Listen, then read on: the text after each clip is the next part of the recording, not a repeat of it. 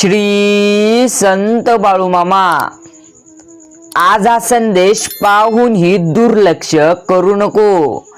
देव म्हणत आहे, जर का आज हा संदेश तू टाळलास तर तुझ्या आयुष्यात येणाऱ्या भरपूर अडचणी आहेत. त्या अडचणींना तुला सामोरे कसे जायचे हे तुला समजणार नाही. म्हणून मला आज तू दुर्लक्ष करण्याचा प्रयत्न करू नको. तुझे संघर्षाचे दिवस आता संपणार आहे. मला त्या सर्व गोष्टी ठाऊक आहे. तू जीवनामध्ये खूप साऱ्या अडचणींना सामोरे गेला आहेस. तू जीवनात खूप सारा संघर्ष केला आहेस. अनेक वेळा दुःख तुझ्या समोर आलेले आहेत आणि खूप साऱ्या दुःखांना तू तोंड दिलेला देखील आहेस. मात्र यावेळेस तुझे आता दुःख मी स्वतः संपूर्ण नष्ट करणार आहे. मी तुझ्या जीवनावर आता काम करत आहे. मी तुला आता मार्गदर्शन करेल की तुझ्या जीवनामध्ये येणाऱ्या अडचणींना तुला कसे सामोरे जायचे आहे. मी तुला आता सांगेल आणि तू देखील त्या अडचणी दूर स्वतः करशील. मला देखील तुझ्यावर विश्वास आहे. अनेक वेळा जीवनामध्ये संकट येत असतात, जात असतात. तू त्यांचं टेन्शन घेऊ नको, त्यांचा विचार करू नको. मी आहे ना, ते सर्व टेन्शन मी तुझे स्वतः दुःख दूर करेल. थोडंफार सहन करायला तू शिक, कारण जीवनामध्ये खूप साऱ्या अशा कमतरता आहे ज्यांना समोरची माणसं सहन करत असतात. म्हणून तू देखील आता सहन करायला सुरुवात कर. त्या गोष्टी नाहीत ज्या तुला यशस्वी होऊ देत नाहीत. त्या गोष्टींना नाही तर जीवनामध्ये ते जे काही तुझ्यावर सध्या वाईट परिस्थिती आली आहे त्यांना तू सामोरे जाण्याचा प्रयत्न कर. देव आता तुझ्या सर्व प्रश्नांचे उत्तर सोडवायला इथे आले आहेत. जगात सर्वात श्रीमंत कोण, जगात यशस्वी कोण, जगात महान कोण, जगात नालायक कोण, तसेच जगातील सर्व प्रश्न आज तुझे सुटतील. देव स्वतः तुला सांगायला आले आहेत. तर या जगातील सर्वात श्रीमंत व्यक्ती कोण असा तुला प्रश्न पडलेला आहे. देव म्हणतो, मी अनेक वेळा पाहिलो आहे. तू श्रीमंत व्यक्ती म्हटलोस तर तुला फक्त पैशाने श्रीमंत असणारा व्यक्ती दिसतो. मात्र तसे नाही. माझ्या म्हणण्याप्रमाणे देव म्हणतो, जगातील सर्वात श्रीमंत व्यक्ती तोच ज्याला आईबाप आहेत. आणि जगात यशस्वी कोण असतो आणि कोण होत असतो. अरे माझा आशीर्वाद तर तुझ्या पाठीशी असतोच जर तू प्रामाणिकपणे काम करशील. आणि ज्याला आईबापाची किंमत कळाली तो व्यक्ती नक्कीच यशस्वी होऊ शकतो. या जगात महान कोण आहे तर तुला मी सांगू इच्छितो, ज्याने आईबापाची स्वप्न पूर्ण केली तो सर्वात महान व्यक्ती आहे. या जगामध्ये सर्वात नालायक व्यक्ती कोण आहे? जगामधील सर्वात नालायक व्यक्ती म्हणजेच सर्वात वाईट कर्माचा व्यक्ती कोण आहे मी तुला आज सांगतो. देव म्हणतात, ज्याने आईबापाला वृद्धाश्रमात ठेवले, त्यांना त्रास दिला, तसेच छळले, तो या दुनियातला सर्वात नालायक व्यक्ती आहे. अरे मेल्यावर आई बापाच्या मड्यावर सगळेच बोंबळून रडतात. खरा पुत्र तो जो जिवंतपणी त्यांची सेवा करतो. मामांचा खरा भक्त असशील तर आई बापांना जिवंतपणे तू त्यांची सेवा कर. जितका मान मला देतो माझ्यापेक्षा मोठा मान तुझ्या आई वडिलांचा आहे. फक्त देवांपुढे चांगले वागण्याचा प्रयत्न करू नको. मी सर्व पाहत असतो.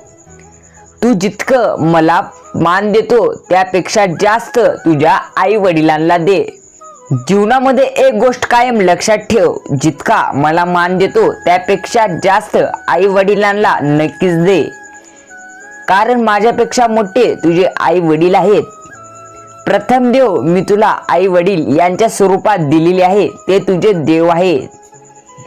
त्यांना जर विसरशील तर आयुष्यात मी तुला चांगले खुश ठेवणार नाही. ही गोष्ट कायम तुझ्या डोक्यात असू दे. कित्येक काळ तू अडचणीत येतो मला माहित आहे. तुझे सर्व दुःख मला ठाऊक आहे. प्रत्येक काळी तू चिंता करत असतो. जर तुला चिंतामुक्त व्हायचे असेल तर माझे संदेश ऐकत चल. मामा म्हणतात, जो भक्त मन लावून माझे संदेश शांतपणे ऐकतो तोच खरा माझा भक्त होय.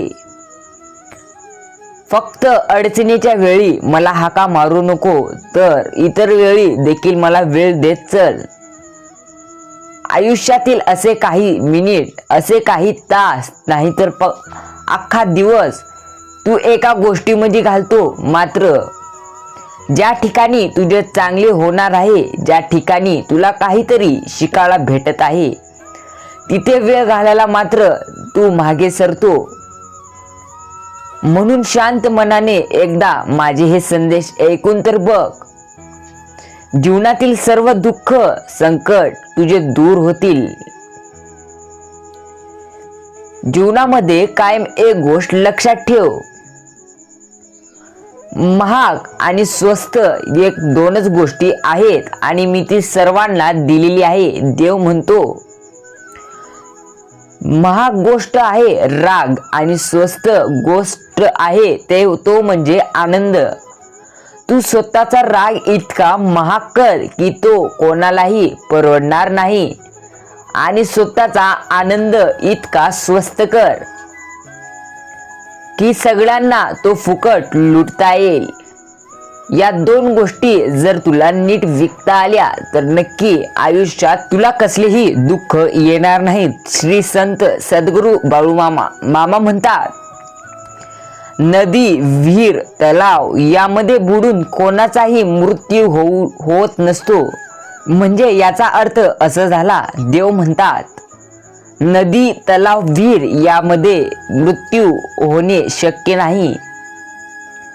तर मृत्यू तेव्हाच होतो जेव्हा तुला पोहता येत नसते, तेव्हाच मृत्यू तुझा होत असतो. त्याचप्रमाणे कोणतीही परिस्थिती, अडचण कधीही तुझ्यावर येत नसते, तर ती अडचण, परिस्थिती, वाईट, दुःख, संकट जेव्हा येतात तेव्हा तुला त्या अडचणीतून, परिस्थितीतून, संकटातून बाहेर कसे पडायचे हे जेव्हा तुला माहीत नसते, तेव्हाच तू त्या अडचणीच्या जाळ्यात जामपणे अडकतो. म्हणून देव म्हणतात, किमान तुला अडचणीतून बाहेर कसे निघावे हे माहीत नसले तरी तू त्या अडचणींना सामोरे हसून खेळत चल. अडचण देखील आपोआप गुडूप होईल. म्हणून प्रत्येक वेळी त्या अडचणींचा विचार डोक्यात धरून ते अडचण जास्त वाढवू नको. तुला पोहता येत नाही तरीही खोल विहिरीत, खोल नदीत हुडी टाकू नको. त्याचप्रमाणे परिस्थितीला तोंड कसे द्यायचे तुला माहीत नाही, दुःखांना तोंड कसे द्यायचे तुला माहीत नाही, मग विचार करून त्यामध्ये हुडी मारायचा प्रयत्न अजिबात करू नको. दुःख, संकट दूर करण्याचा उपाय असतो आनंदी राहणे. कोणत्याही परिस्थितीत कितीही मोठे संकट आले तरी आता तुझे सर्व संकट साफ होणार आहेत, पुसून जाणार आहेत. तुझे जीवन कोण लिहिले आहे? मीच आहे. मग मला माहित आहे तुझ्या जीवनामध्ये कोणत्या गोष्टी कोणत्या वेळी घडणार आहेत. मी तुला आज सांगू इच्छितो, तुझ्या जीवनात बऱ्याच चांगल्या गोष्टी मी लिहून ठेवल्या आहेत, बऱ्याच मोठ्या योजना मी राखून ठेवल्या आहेत. त्या योजना, त्या मोठ्या गोष्टी तुला आता कळणारच आहेत. तू व्हिडिओ शेवटपर्यंत ऐक. बाळा, तुझे जीवन प्रत्यक्ष मी बदलणार आहे. प्रत्यक्ष तुझ्या जीवनात बऱ्याच चांगल्या गोष्टी मी आणून राखून ठेवल्या आहेत. मात्र तुला त्या मिळवायच्या असेल तर मी तुला जी परिस्थिती, जी परीक्षा, जी प्रश्न तुझ्या समोर आणले आहेत त्यांचं आधी तू उत्तर शोध, मगच तुला प्राप्त होतील. आणि तुला ती उत्तर आता शोधण्यासाठी मी स्वतः तुझ्या सोबत आहे. कारण तू माझे संदेश पूर्णपणे मन लावून ऐकतो. देव म्हणतात, मी एका डोळ्याने सर्व पाहतो. कोण जगाच्या कोपऱ्यात, कोण काय, कोठे आणि काय करत आहे ते मला सर्व ठाऊक आहे. एका डोळ्याने मी सर्व जग पाहू शकतो, हे लक्षात ठेव. तुला दुःख आले आणि सुख आले याचा तू बाजार मांडण्याचा प्रयत्न अजिबात करू नको. बाजार मांडण्याचा प्रयत्न करायचाच असेल तर तुला तुझ्या कलेचा करावा लागेल. जर तू तुझी कला लपवून ठेवशील, त्या कलेचा काही जीवनात उपयोग करणार नाहीस, तर तू समज माझा अपमान करत आहेस. कारण मी तुला ती कला दिली आहे आणि मी तुझ्याकडून अपेक्षा ठेवली आहेत की तू त्या कलेपासून काहीतरी चांगलं करून मला दाखवशील. मी जी तुला कला दिली आहे त्या कलेतून तू काहीतरी होऊन दाखवशील. मी तुझ्याकडून अशा अपेक्षा ठेवल्या आहेत. म्हणून बाजार मांडायचा असेल तर तुझ्या आताच कलेचा मान आणि जीवनात यशस्वी हो. मात्र दुःखाचा आणि सुखाचा बाजार मांडण्याचा अजिबात प्रयत्न करू नको. कारण ह्या जगामध्ये प्रत्येक जण मतलबी आहे. तुला माहित असेलच, पण मी तुला सांगतो, अगरबत्ती हे ईश्वरासाठी हवी असते म्हणून विकत घेतात, पण सुगंध मात्र स्वतःच्या आवडीचा पाहत असतात. म्हणून प्रत्येकावर जास्त मन लावून विश्वास करू नको. तुझा बाजार दुःखाचा सुखाचा मांडत बसशील तरी दुनिया एक दिवस तुझा बाजार करेल. बेहू नको, मी तुझ्या पाठीशी आहे. तुझे दुःख संकट मी स्वतः नष्ट करणार आहे. तुझ्या दुःखाला मी आता एका जागी थांबवणार आहे. कित्येक काळ संघर्ष करत राहशील, कित्येक काळ दुःख सहन करत राहशील. मला माहित आहे किती काळ अजून तुझे संघर्षाचे उरले आहेत. आणि तुला सांगतो, तुझे आता थोडेच दिवस संघर्षाचे उरले आहेत. म्हणून चिंता करणे थांबव आणि अजून थोडी मेहनत करायला सुरुवात कर. जीवनात क्रोध आणि वादळ या दोन गोष्टी सारखेच आहेत. जर क्रोध आणि वादळ हे दोन्ही शांत झाले तेव्हा समजते किती नुकसान झाले ते.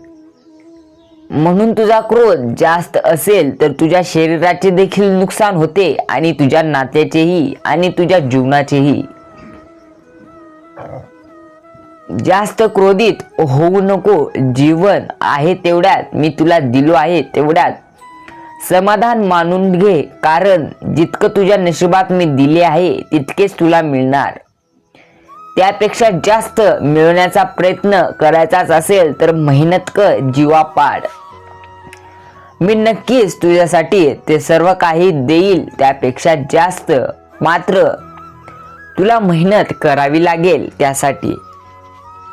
म्हणून जास्त काही मिळवण्याचा प्रयत्न घमंड मध्ये करू नको. देव म्हणतात, तुला दिवसामध्ये जर एक देखील समस्या आलेली नसेल तर तू चुकीच्या रस्त्यावरून जात आहेस असं समज. ज्या क्षेत्रात, ज्या व्यवसायात, ज्या कामात तू काम करत आहेस त्या क्षेत्रामध्ये, व्यवसायात, व्यवहारात तुला जर एक देखील अडथळा आला नसेल, एकही खड्डा लागला नसेल तर तू समज तू रस्ता चुकीचा निवडला आहेस. तुला जर समस्या आली असेल तर नक्कीच तुझा रस्ता योग्य आहे. त्या समस्यांना पार करत चल. पुढे यश तुझी वाट पाहत आहे. मात्र समस्या येत नसतील तर रस्ता बदल. कारण रस्ता बदलशील तर तुझे जीवन बदलेल. ह्या गोष्टी नेहमी लक्षात ठेव. दिवस ना रात चिंता करणं तुला तुझ्या स्वतःच्या शरीराला घातक ठरत आहे. मला ते सर्व माहित आहे. दिवसेंदिवस तुझी शरीर गलाटीला लागत आहे. मला सर्व ठाऊक आहे. चिंता, टेन्शन जास्त घेऊ नको. कारण मी तुझ्यासाठी खूप मोठ्या योजना राखून ठेवल्या आहेत. थोडे दिवस फक्त सहन कर. सहन कर म्हणतोय, टेन्शन नाही घेऊ नको. मी तुझ्यासाठी तुझे जीवन प्रत्यक्ष चांगले बनवलेले आहे. आता तुझे जीवन नक्कीच चांगले होणार आहे. जास्त चिंता करत बसणे सोड आणि मामांच्या चरणी येऊन तुझी जे काही दुःख आहे ते सांग. मामा म्हणतात, जो माझ्या दरबारात येतो मी त्याला खाली हात केव्हाही पाठवत नाही. माझ्या भक्तांचा प्रत्येक शब्द, प्रत्येक प्रार्थना मी ऐकत असतो आणि ती पूर्ण मी स्वतः करत असतो. ज्या गोष्टी अशक्य आहेत त्या गोष्टी देखील मी शक्य करत असतो. फक्त तुझं मस्तक माझ्यापाशी येऊन टेकव आणि तुझे दुःख मला एकदा सांग. मी प्रत्यक्ष तुझे दुःख दूर करेल. जीवनात जपायचंच असेल तर तुला कोणत्याही व्यक्तीला अडचणीच्या वेळी जप. जर तू त्याला जपशील तर तो तुला आयुष्यभर जपेल. मान्य आहे, गेलेले दिवस परत येत नाहीत आणि येणारे दिवस कसे येणार हे सांगता येत नाहीत. किती अडथळे आहेत पुढे तुझ्या येणाऱ्या वाटेवर हे सांगता येत नाही. म्हणून तू आयुष्य हसत जग. तुला कोणतेही अडथळे अडचण आल्यानंतर देखील तू त्या अडचणींना सहज पार पाडू शकतो जेव्हा तू आनंदी जीवन जगतो. जीवनामध्ये लोकांचं जास्त डोसक्यावर घेत बसू नको. कित्येक काळ लोकांचा विचार करशील. अरे देव म्हणतो, जीवनात तू अपयश झालास तर लोक तुझ्यावर हसतील आणि यशस्वी झाला तर तुझ्यावर जळतील. मग अशा लोकांचा काय विचार करत आहेस? तू स्वतःच्या मनासारखं कर आणि आनंदी तुझं आयुष्य घालव. प्रत्येक व्यक्तीचं मन धरून, मन समजून जीवन जगत बसू नको. तुला जे वाटते ते कर. जीवनात तुला सर्व गोष्टी मिळणार आहेत, मात्र त्यासाठी तुला पुरेशी मेहनत अजून घ्यावी लागेल. एक गोष्ट कायम लक्षात ठेव, संघर्ष करत असताना कधी घाबरू नको. कारण माणूस त्या काळात एकटाच असतो. यशस्वी झाल्यावर तर सर्व दुनिया तुझ्या बरोबर येईल. मात्र जेव्हा तू संकटात असतो, दुःखांना सामोरे जातो, तेव्हा तू एकटाच असतो. तेव्हा कोणीही तुझ्या सोबत येणार नाही. मात्र जेव्हा तू यशस्वी होशील, एक दोन व्यक्ती नव्हे तर संपूर्ण दुनिया तुझ्या सोबत असेल, तुझ्या सोबत तुझ्या बरोबर येईल. म्हणून संघर्ष करत असताना एकटा आहेस म्हणून घाबरू नको. मी तुझा परमेश्वर कायम, तुझे मामा कायम तुझ्या पाठीशी आहेत हे विसरू नको. मामांचा आशीर्वाद कायम तुझ्या पाठीशी असतो. तो आशीर्वाद प्राप्त करून घेण्यासाठी तुला संदेश किंवा मामांसाठी देखील वेळ द्यावा लागतो. जीवनात प्रामाणिकपणे वागावे लागते. सहज मामांचे मन जिंकू शकणार नाहीस, मात्र चांगले मन, चांगले काम, निस्वार्थ मामांची भक्ती, निस्वार्थ मनाने काम करत असशील तर मामाचे मन तू नक्कीच जिंकशील. ही गोष्ट कायम लक्षात ठेव. एक गोष्ट कायम लक्षात ठेव, आयुष्य खूप सुंदर आहे. तू एकमेकांना समजून घे, जीव लाव. कारण कोणीतरी एका बर्फाला विचारले, तू एवढे थंड कसे आहे? तर त्या बर्फाने अतिशय छान उत्तर दिले, माझा भूतकाळ पण पाणी आणि माझं भविष्यकाळ पण पाणीच. मग मी गरम कोणत्या गोष्टीवर होऊ? त्या बर्फाचं उत्तर जर तुला समजलं असेल तर कमेंट मध्ये म्हण, होय मामा, मी सहमत आहे तुमच्या गोष्टीबद्दल. असे एकदा कमेंट जरूर कर. देव म्हणतो, ज्याचे कर्म चांगले आहे तो कधी संपत नसतो. सत्कर्मी माणसाला जीवनात अडचणी येतात पण त्या सुटणाऱ्या असतात. अडचण प्रत्येकाच्या आयुष्यात असते, मात्र ती अडचण किती काळ टिकेल हे त्याच्या कर्मावर अवलंबून असते. आणि याउलट जो दुसऱ्याला अडचणीत आणतो त्याची अडचण आयुष्यभर संपत नाही. तुझ्या जीवनातील अडचणी येत असतील, मात्र ती अडचण जर लगेच संपत असतील तर तू मनामध्ये समजून घे, आयुष्यात मोठे पुण्याचे काम तू काहीतरी केलं आहेस आणि आता तुला नक्कीच यश मिळणार आहे. तुझे सुखाचे दिवस चालू होणार आहेत असं समजून घे. परमेश्वराने प्रत्येकाला संकट दिलेले आहे. संकट कोणाला नाही असे एकही व्यक्ती नाही ज्याला संकट नाही. कोणते ना कोणते संकट त्याच्यावर आहेच, मात्र ते संकट जर जास्त काळ त्याच्यापाशीच टिकून राहिले तर समज एकतर त्याचे कर्म वाईट, नाहीतर त्याची मनस्थिती बदलायची आहे, म्हणून देव त्याची परिस्थिती बदलत नाही. असे काही कारण असतात ज्यामुळे देव कधीही अशा लोकांचे दुःख संपवत नसतो. देव म्हणतो, आत्मविश्वास नावाचा शब्द तुझ्या आयुष्यात आण. आत्मविश्वास नावाचा एक शब्द तुला अशा डोंगरावर पोहोचवेल ज्या डोंगरावर कोणी चढले नाही. कारण छत्रीमध्ये पावसाला थांबवण्याचे सामर्थ्य नसते, पण पावसात थांबण्याचे त्याचे धाडस असते.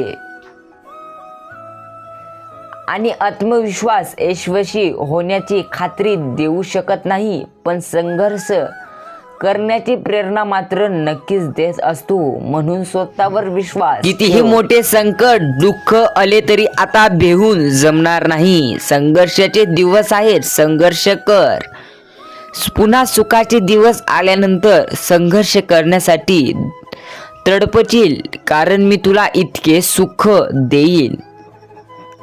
जर का तू मामांचा संदेश वेळ देऊन संपूर्ण ऐकला असशील तर कमेंटमध्ये जरूर म्हण, मामा मी तुमच्यासाठी माझा महत्त्वपूर्ण वेळ संपूर्ण तुमचा संदेश ऐकण्यासाठी दिला आहे, असं जरूर कमेंट कर. भेटूया असंच एका नवीन संदेशासह, महत्त्वपूर्ण माहितीसह ह्याच यूट्यूब चॅनलवरती. जय श्री संत सद्गुरू पाळू मामा यांच्या नावाने चांग भलं. भेटूया असंच.